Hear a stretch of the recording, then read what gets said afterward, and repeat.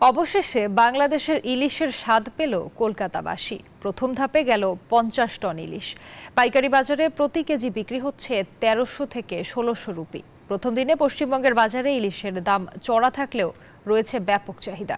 আগামী 12ই অক্টোবর পর্যন্ত বাংলাদেশ থেকে ধাপে ধাপে যাবে 2420 টন ইলিশ।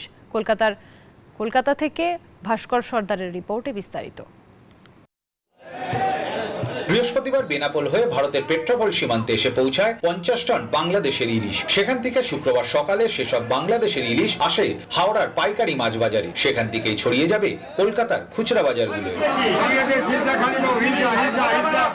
ইলিশ আসায় কিছুটা কমেছে ভারতীয় মাছের বেচাকেনা। সকলেরই নজর এখন বাংলাদেশের ইলিশের দিকে। তবে বাজারে চাহিদা থাকলেও দাম আপাতত সাধারণের নাগালের বাইরে।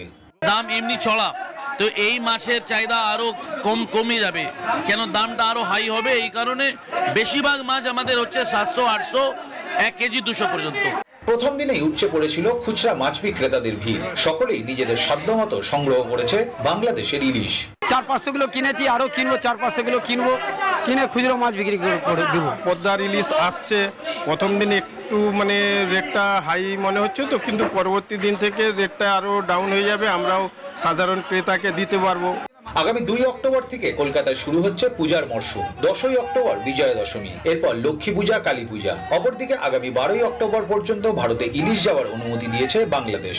ফলে সব মিলিয়ে পূজায় বাংলাদেশের ইলিশের স্বাদ নিতে এখন প্রস্তুত হচ্ছেন বঙ্গবাসী। দীর্ঘ প্রতীক্ষার অবসান, অবশেষে বাংলাদেশের ইলিশ এলো বাংলার মাটিতে।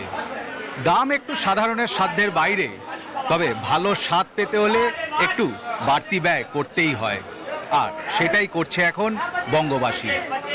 ক্যামেরায় সাকিল আবদিনের সাথে ভাস্কর সর্দার, নিউজ 24, কলকাতা।